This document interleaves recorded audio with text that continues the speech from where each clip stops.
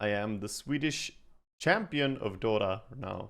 This was the first year that the SM, the Swedish championship in general, has had Dota.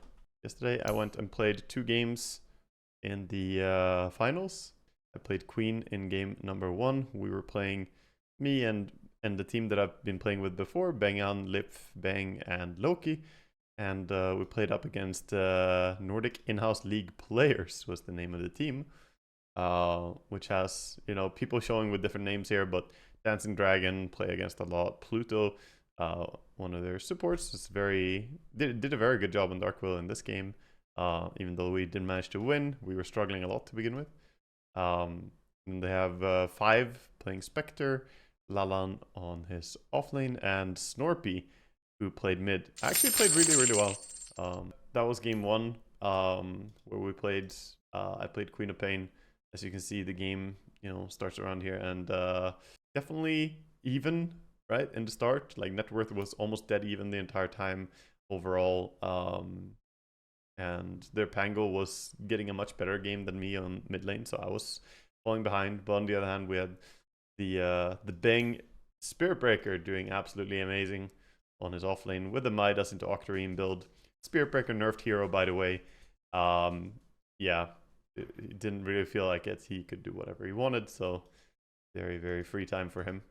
Game number 2, however, was a more one-sided story, as we figured out a little bit about our opponents from game 1. I think we adapted well, came back and played in a style that suited us a bit more against them. I, specifically myself, made an adjustment. I told my team that, you know what, game 1 we played against these guys.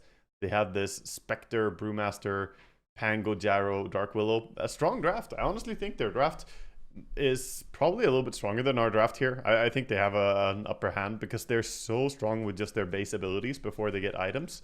And that allowed them as well to do what they did here. Go Midas, and then, of course, Pango going fighting items. But they even played pretty farm heavy on the supports. This guy... being able to farm up the Blink and the Yule Scepter, and even the Gyrocopter quite often was shoving lanes. So with style from game 1 being pretty greedy, and them, you know, generally just farming up a lot, I pushed really hard for myself to have a more farm-oriented mid-hero in game 2.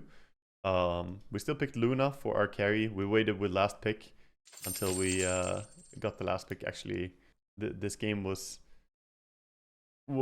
a lot better due to the fact heavily that I got to counterpick last pick mid in a way that I really enjoyed. So let's watch a little bit of this game, go through it pretty fast. Interesting to watch the replay as well. I didn't have time to watch the replay yet, so this is for myself to see things from their perspective as well.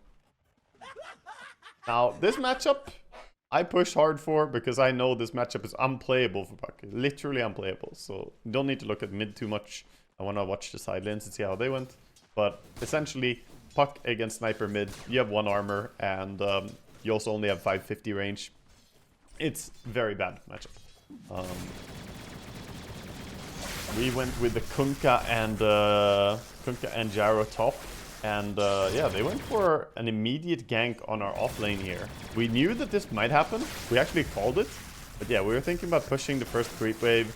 And then as they go off, the Razor links fully onto the Kunkka. And of course, with the TP from Furin as well as a blood grenade. I guess they actually used... Did they use 2 blood grenades there? I guess they had 1 more on... Yeah. So double blood grenade expended too. I mean... They get the first blood, but it's not without paying for it, let's say. Blood grenade into TP, into blood grenade again with the slagging. Like, Bang dies, but it's kind of fine.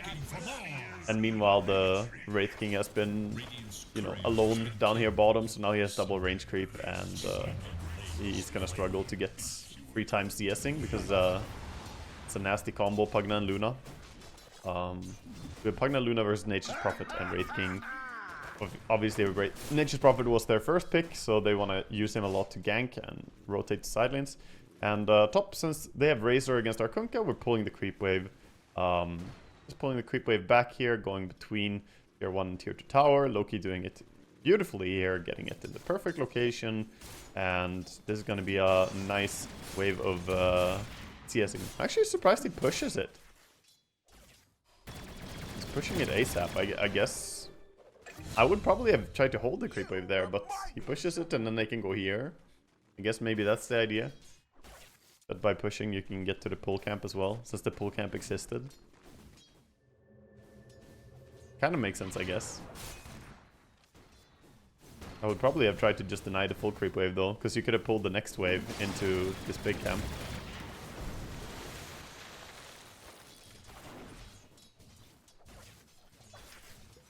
General question regarding the minimap. Do you recommend using the arrow symbols or the hero portraits? I've been using the portraits where you can get kind of clustered. Do you have to constantly check to correlate the arrow color to the player portrait at the top of the screen?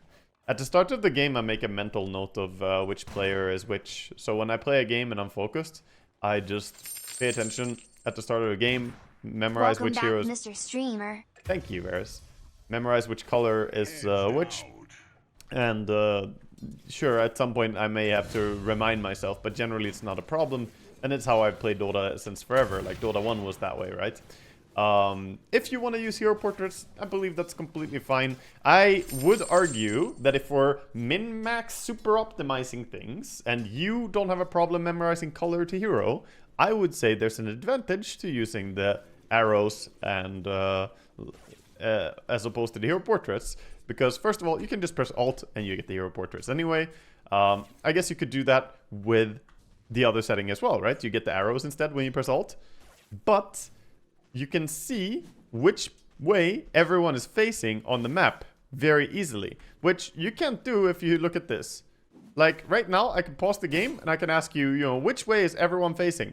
And I can even play it for like a tiny bit. And which way is everyone facing now? Do you have any idea? Have you got any update on where they're facing? No, you don't. But if we do this, boom, I know where everyone is looking, which can actually help me identify when they're TPing somewhere, because they will turn around and stand still immediately. So generally, I can identify just by looking at minimap when someone is TPing towards a lane where there's a fight going on. So yeah, I would argue there's an advantage to having arrows as opposed to hero portraits, but it's very min-maxy and won't be the difference between you getting immortal or not. This is just, as long as you use personal preference, use what you like, and it should be fine. Hey Pablo, my SM champion. Hey, hell yeah, dude. What is SM? It is the Swedish Championship. So, officially recognized Swedish Gold Championship. This is the same, it's Esport SM is we call it SM, and then we have VM, which is Världsmästerskap, which is World Championship. So this is how we refer to stuff in sports. And esports being now generally recognized in Sweden under the Esport Federation or whatever, means that this is an official Swedish Championship title. I have a gold. I have a gold medal. Yeah, I'm a Swedish champion now, Pog. This was the first year they did it, and we claimed the W.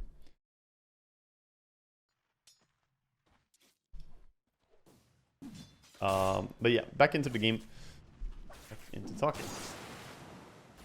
Can I show the medal? I can. Yeah, sure. Okay. BRB. I'll get the medal. So we have in our possession here, one second. We have in our possession here one gold medal for Esport SM Esport SM live in Älmhult on the 9th of December. It's actually quite heavy. It's a good medal. Nice and large too. Nice looking medal for sure. I mean, I've won like events and gotten trophies and things before, but as far as medals go, this is probably one of the nicest, if not the nicest medal that I've had. It's a good one. Is it chocolate inside? It looks like one of those. It looks a lot like one of those chocolate inside gold medals. Yeah, I loved those when I was a kid. Damn, those were the best. Ooh, nice, nice. Nice. Actually doing pretty fine on top lane despite dying immediately, right? Like 10 and 1 CS. Conquest level 3, Razor's level 3. In fact, it's looking very even. That's a good shot by Dancing Dragon there to pull one of the creeps. Didn't get both, but nice still. And they get to farm it up. But look at the damage now. It's actually doing a lot of damage onto the Razor. Not comboing in a Torrent with the homing missile. It's a nice combo lane though, Kunkajaro. Especially as you get a few levels up. Whose game are we watching? My own game from the Swedish Championship final that we played yesterday. This is us versus Nordic In-House League players. Oh, I missed a million sub. Thank you, a million, for the sub. Thank you so much. I appreciate that. You're doing great. Oh, Loki. Again, the Fury in rotations. Yeah, this is painful. I think he dies too on Bang. I think he's dead. Is he? Maybe he's fine. Yeah, he's fine. He's fine. He swapped in Lotus as well. Bottom lane as well. Luna is 23 and 9. So especially when Furion TP's away, Wraith King dies here. They're making the most out of it. This is a hard lane for them to deal with, as their attention is more towards top. I think the idea with the Nature's Prophet is that you want to be able to go to mid as well. But mid, we haven't really looked at it, but it's a sad story over here for the Puck, because this matchup is just, like I said, unplayable. Now, a few modifications and adaptations here. I'm a sniper enthusiast. I play a lot of sniper. And normally, I go for quadruple Wraith Band, which a lot of people will know. And in this game, I went for a single Wraith Band. Single Wraith Band and Power Trips Rush. The reason for this being, I don't believe Puck can really auto-attack me a lot in the early game. And I don't care about the threat of the Nature's Prophets, because I just Quelling Blade and run. Like, there's no synergy for Puck and Nature's Prophets. We just deny the Arcane Rune, cause fuck it. We don't care about runes. I rush Power Treads instead of getting the Wraith Bands in this specific matchup. But look at this. It's so much damage the moment he shows up. And even getting a sentry, so he can't safely put a ward here. He has to go down a ward here. And every time he comes up, either I shoot him or I just all deny him. I could have gone CDR on the take aim active. True. But it would take me, 6 seconds to go and take it and then go back again. It's not worth the 6 seconds.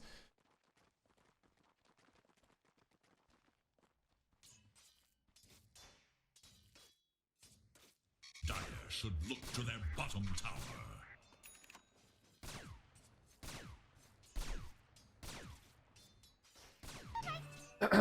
Against Puck, no Shrapnel. Yeah, I don't go for Shrapnel as well in this matchup. There are some matchups where you want Shrapnel, but Puck is not one of them. Sniper versus Puck, this one-sided when evenly skilled. I think so, yeah. I actually don't think there's much you can do. I mean, game 1, this guy outplayed me on his Pango versus Queen, which a lot of people would say they favor Queen in that matchup. I missed that one. So he did play really well in game 1, but game 2 I don't think he has potential to play very well here, because it's unplayable. And like, he's getting no real progression. He goes for a null talisman now to get some stats, some last hit damage, maybe something. And he's gonna make a TP rotation bottom. And here's the thing, I knew this. I'm in his fucking head. I shot him, I knew that he's gonna go base, and I know already that he's gonna make a move on the side lane. So I'm already ready for these guys to get aggressive. And the moment they get the tiniest bit aggressive, I say I can come bottom and kill people. So this is not just to prevent Puck's gang. I'm actually TPing down here to gank myself. Try and hide my TP. It was still a little bit under a ward. But look at this. Boom, boom, boom. And this guy is just, he's toast, man. He just dies. And this fight is pretty crazy, actually. This fight is pretty crazy, actually. Look, I'm just trying to kill people, and I get stunned by a Snapfire. Puck dies, no HP. I try and get the kill over on the Nature's Prophet. Actually would have died from a proc on the headshot, but we didn't get it. And he keeps us out there. But even with the fair fire, the ulti finishes off this guy. So we got him. They TP in. They do get me immediately with a TP in play, but we get return kill as well. And the Wraith King who just TP'd in dies. Luna does go down. Bang comes down here. Pretty aggressive game now. Like everything is erupting on the bottom lane. And now this guy doesn't have ulti. And he doesn't have any friends either.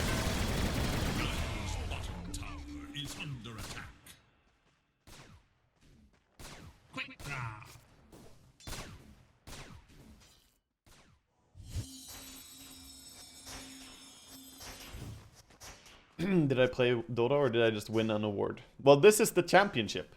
This is the finals you're watching right now. This is a replay from the finals that we played yesterday. I didn't get a medal just for existing. I got a medal for being the Swedish champion of Dota. It's a Swedish championship. So this is the finals. We played in the tournament, we qualified, we went there, and this is a BO3 tournament. This is game 2.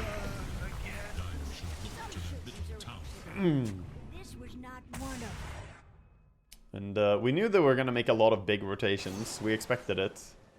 And here we see them try and come check for runes. I was actually under a ward here. Yeah, I could tell that he was dodging us. No ulti and no friends, yeah. I didn't manage to steal from my gyrocopter, but I tried. Now my item build as well, this game. My item build as well in this game is adapted to understanding the game.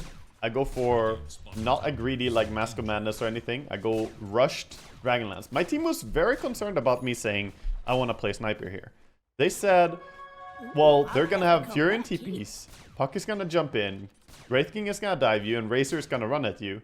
And like, it looks scary. Are you sure about sniper here? Like they asked me a few times, but ultimately trusted me and like left the choice in me. They just wanted me to be sure about it. But I can see the concern. The thing is, I just go safe items. You don't have to go straight like Mask of Madness, Maelstrom or something. You can go for this build-up that I'm doing here. I go Dragonlance, and I go full Force Staff as well. And only then will I add some form of damage. Because I don't need it. Like, look at how the game is going.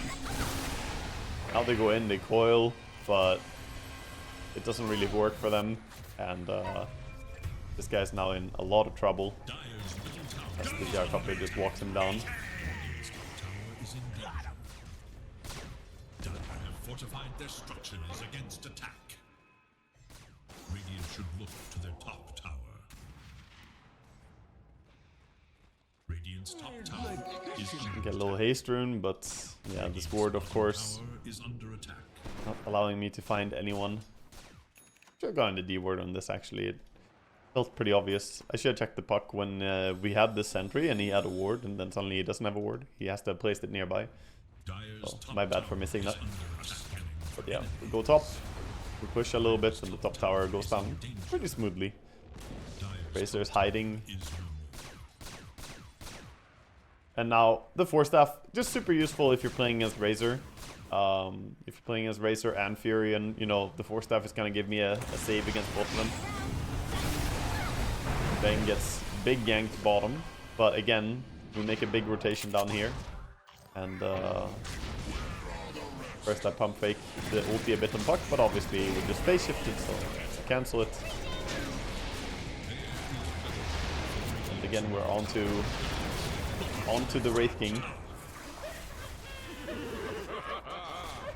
And now I'm just calling like on him, and yeah, you can see the headshots just setting up. This guy's not getting away.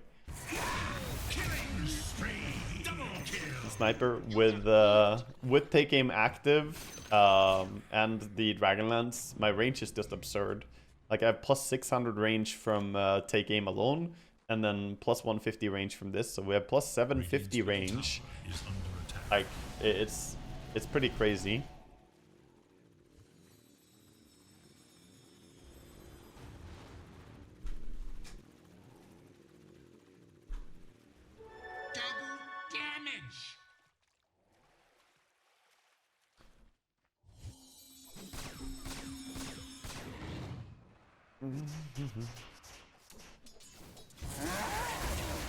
I like he's queuing up a blink dagger. That's interesting, actually. That's very interesting. That's an item that I also think is very good. Merry Christmas, He didn't end up going Party for it, Popper. but very, very cool to see that he actually has a blink dagger queued up here, because I talked about itemization for Racer, how he needs to have a blink dagger at some point. I think this would be too early. If the game was going really well, then blink dagger could be good at this point. But the game is not going really well. We have a 9k lead now at 15 minutes. So this is very, very quickly snowballed, fully out of control. Like, look at the poor mid laner. He's down at the bottom 2 net worth at minute 15. This is rough for him. He's farming right now. I see like him farming mid and just having power treads. He's still working on the Witchblade. I love Puck, and I wish Puck would be a better hero, but there are some big glaring weaknesses with this hero right now. And one of them is, you know, TA mid. Another one is Puck. Puck loses to Sniper. Puck loses super hard to OD. There are too many heroes that you get absolutely destroyed by. And unlike a hero like TA, who gets destroyed by certain things, but can recover by jungling, you do not recover by jungling that easily on a Puck. My Luna gets ganked. Doom, doom, doom, doom. But we call punish, punish, punish. You know, we see them go for this move. And we have Bang get a nice catch here. The catapult actually providing the vision for this catch. And no way out for the Puck.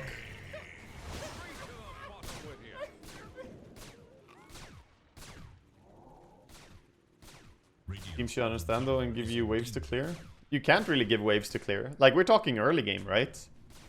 If Puck is against the Sniper, TA, or OD, or anything like this on mid lane, how do you give waves to clear? Like minute 3, minute 2, minute 4, you know? Like, that's too early. You can't. You can't just be like, yo, safe lane or go jungle. You can't go to the offlane and say, hey, offlane is mine. And even if you did, you probably wouldn't be strong enough to stand on those lanes either. Puck isn't a very strong hero on a side lane, dual lane either, you know? So it's just not that easy to adapt from a bad lane. If you have a rough lane, you might have a rough game. As essentially, the rule of thumb is, if you don't win your lane, you need to have a hero who can fall back and recover jungle at least. Or if you don't at least draw even. Like, Puck wants to win or draw even in laning stage. Which against a lot of heroes Puck can definitely do. But some are harder. Now we go for Rosh. This Rosh felt risky because we actually lose a lot of HP here. Felt a little bit risky, but of course we have the Pugna. Loki doing his, or Bengan doing his best to heal us up. Loki is just doing damage this game. Nature's Prophet did a good job, repeatedly throwing down some deep wards.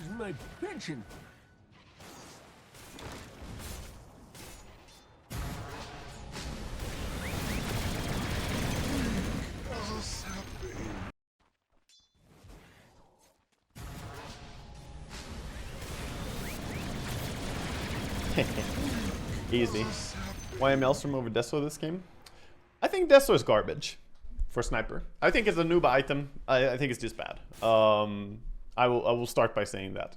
The only time that I would consider going for it, hey Soxy, would be if I'm in a full minus armor strat, like there's an intention for minus armor.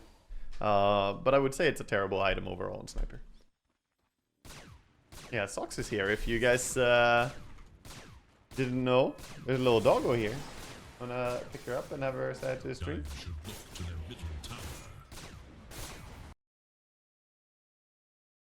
We have a guest. Hi, Sox. You wanna say hi to stream? Hi. This is Sox. She's a cute little Yorkie. Yeah, she's adorable. She's basically in a state of constant blem. Yeah. Yeah, tongue out. Be cute. This is Sandra's doggo. Hello. Sandra would be on camera too, but she's not dazed. I'm not dazed. Comes to your babe.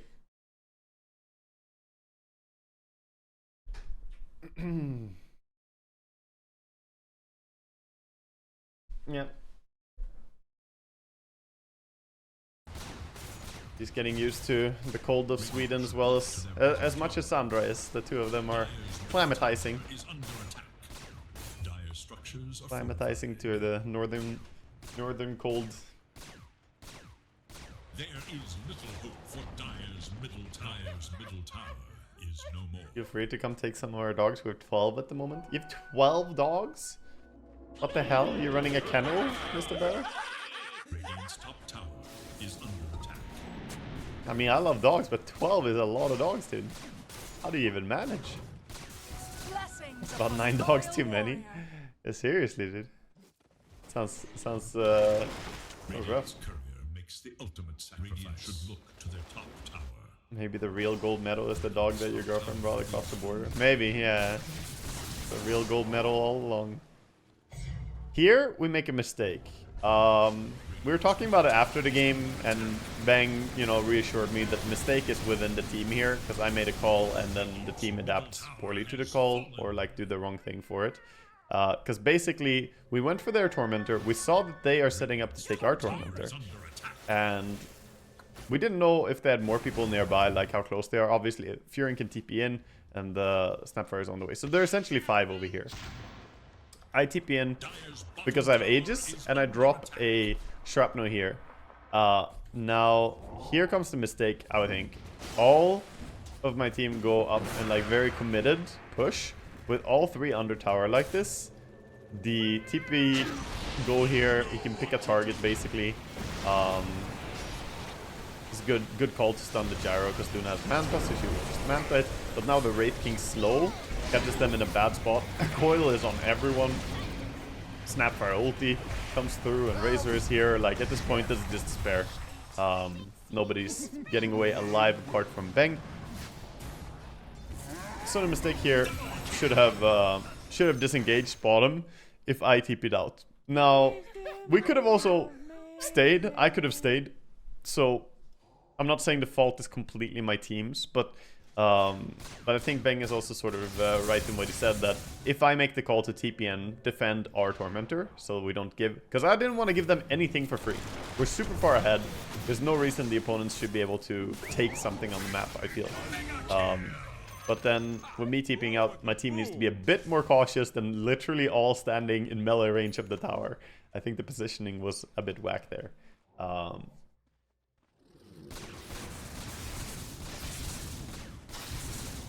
You had 4, and then 1 gave birth to a lot, and you couldn't find good places for them, so you kept them. Luckily, you have a lot of space for them. Wow, that's crazy, dude. Are you keeping all of them? You're living like dog heaven right there. I'm sure it's, you know, it's a lot of work to keep all that in check as well, but that sounds like a lot of people's dream, though. You can literally just lay down and be surrounded by floof. That's awesome. You have big hearts, obviously. Very obviously. The girl gave birth to 10 doggos, so you could only find a good place for 2. That's great. I mean, first of all, it's great that 2 of them found a good place, but it's good that you want them to find a good place. It's not that hard to get, you know, someone to take the dog, but finding a good owner, right? Like, you don't want to sell your dog into any form of bad ownership, or, you know, someone who's not mature enough or serious enough about dog ownership. So that's really good.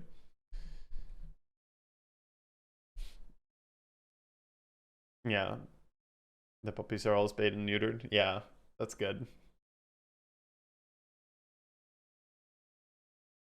Yeah, we had some packet loss here in the tournament.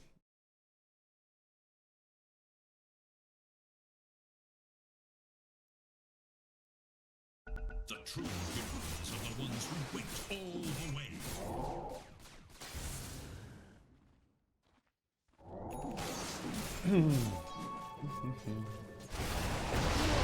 And there, my gyrocopter randomly running into people and finding kills. Mega kill!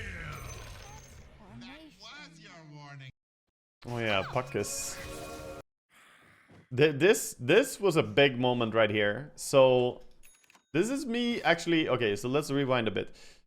Right here, while the game is paused, I'm already contemplating this. My age is timing out in 29 seconds. I was thinking I could go base here and fill my HP mana, but obviously when Aegis times out, you get full HP mana. So one trip to base would be a safe thing to do, but it would also be unnecessary if you get the HP and mana back from the Aegis.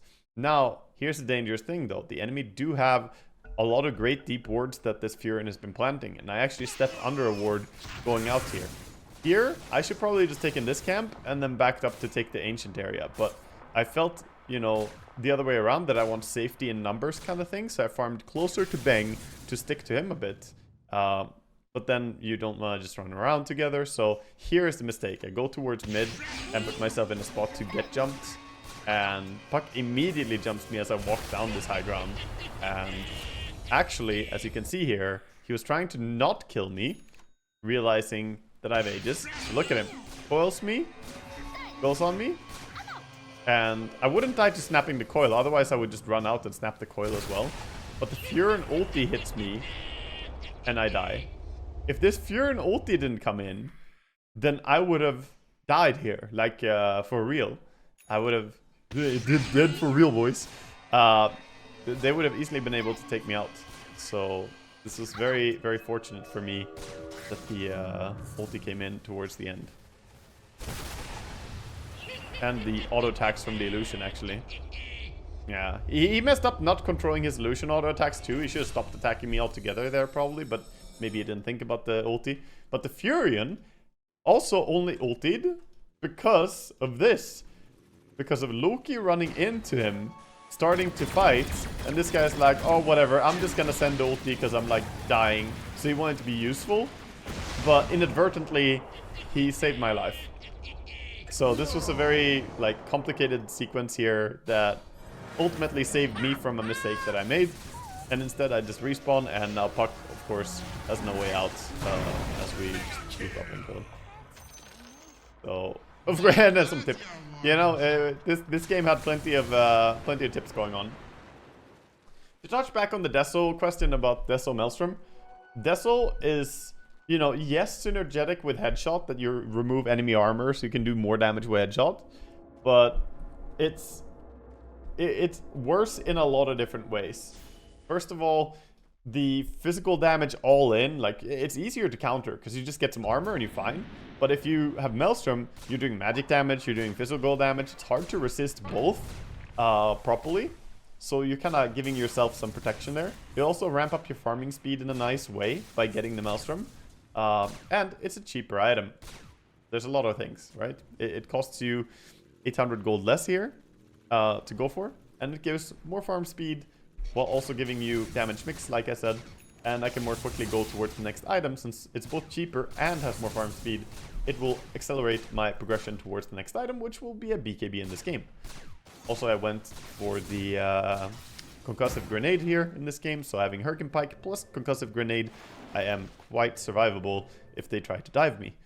And it gives me a bit of, you know, pepper hopping. I can use the concussive grenade to move around. Here I just mess up. I should have sent the ulti earlier onto Nature's Prophet. He got out. And pew pew pew. We find the Snapfire, and this Furin always in our territory, man. These deep wards and this sneaky gameplay. Now, one mistake he made that we talked about afterwards as well is that he didn't go for the shard. The Furin shard is actually broken. Like, it's super strong, and people have only started catching on to it recently. It has been broken for quite a while, but it gives you 1200 AoE like reveal, first of all, and then massive DPS based on how many trees are nearby. It also slows the enemy, so it's just a nasty thing. If you get the shard and sprout someone and earn them as well, or vessel them, even better, then they just take down super fast. The sprout does damage, the shard does damage, and the vessel takes as well.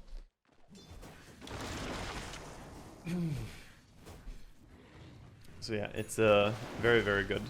Now we're calling that he's here, and we tell Lip, like, yeah, just go for it. Just, you know, just commit the ulti and get him. He can't sprout himself, so he tried to sprout in between and then TP out, but that play didn't really work. Maybe if he ran a little bit more to the side and then sprouted, he could use the extra tree as a natural barrier.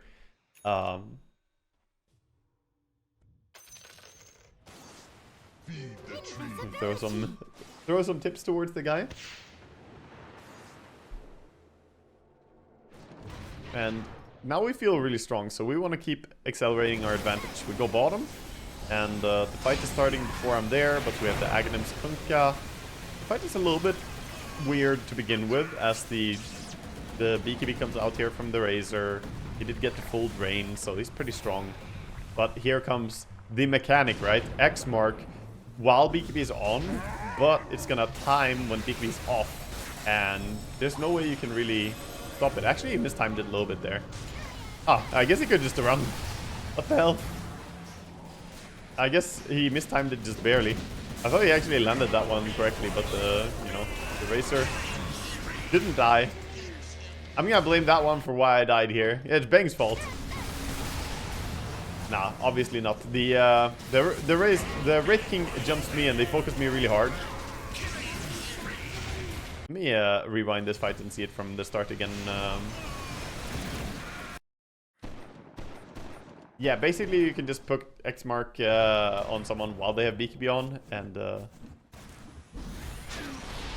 it will work when BKB runs out.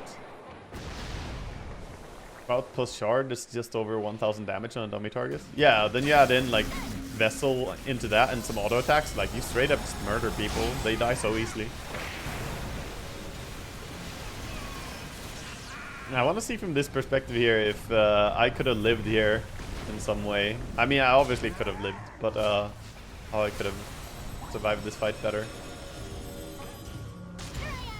I BKB react on the Wraith King jumping in, but I didn't immediately use the concussive, so I took the attack from him, so that's a mistake. I could have done it earlier. I concuss him now, but look at the positioning of the Racer. Very wisely ran around. And now Bang went for the drain to get the kill. I feel like, yeah, maybe he could have used that drain on me. Does he still have 4-staff as well? Or Bang on? Sorry, that's Bang. Yeah, I feel like his priority should not be killing the pack here. You need to save me, Bangan. I'm dying. You got a 4-staff. You gotta suck. And if he 4-staffed me and then sucked, I would easily have lived turn and killed everyone. It's fine though. I think overall, you know, mistakes happen.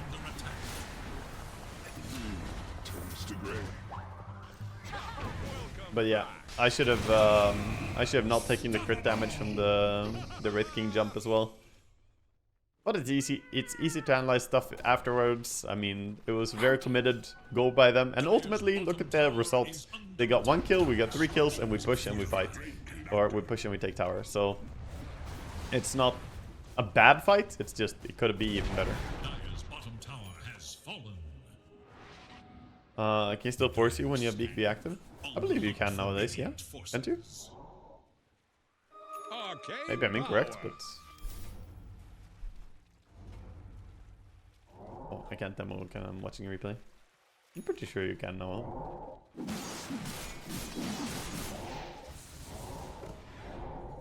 We'll watch this and we can try it afterwards. Maybe I'm wrong. I don't play support, so I don't force tap others during their BKB much. I'm generally the player who has the BKB. You can from last number patch? Yeah. Yeah, I would assume that you could. I feel like I've definitely seen people do it. So.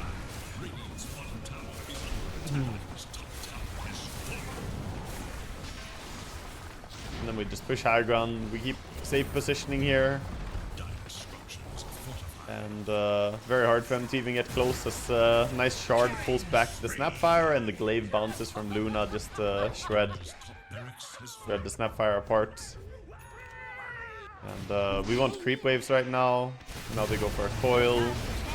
I just pop my Beak Beer because I know he's gonna blade mail, and you know, I just want to commit to attack into him. This time I do it correctly. I get the immediate knockback on the Wraith King when he jumps me, so he can't stay on me. Shoot him a little bit, but not too much, because Blade Mill, when Blade Mill runs out, you can keep auto-attacking.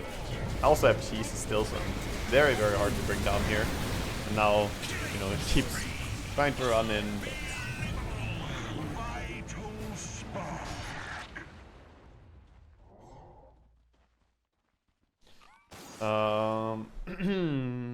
What can't you though? I remember I remember a moment when I was trying to force staff someone and it didn't let me. Yeah, I'm not saying that you always could in all times force staff people. I'm saying you currently can force staff people in BKB. But yes, there definitely was a time when you couldn't do it. Dota changes. There are changes. There was a time in the past where you couldn't do it. There was a time when you could do couldn't do a lot of things. But I believe that currently you can. But we can look at it after the game.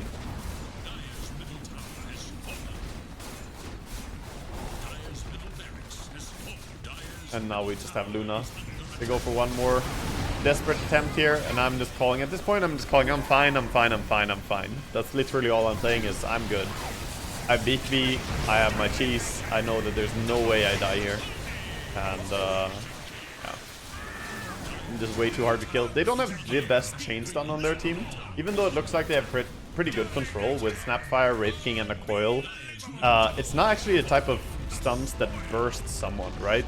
It's not like a initial stun, like a Beastmaster roar into a Lina nuke. It's not something like that. So I felt completely safe having my cheese. And game ends here, yeah.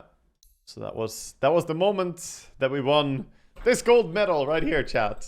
This gold medal was won in that moment. So let's see here. We have a Batrider ally.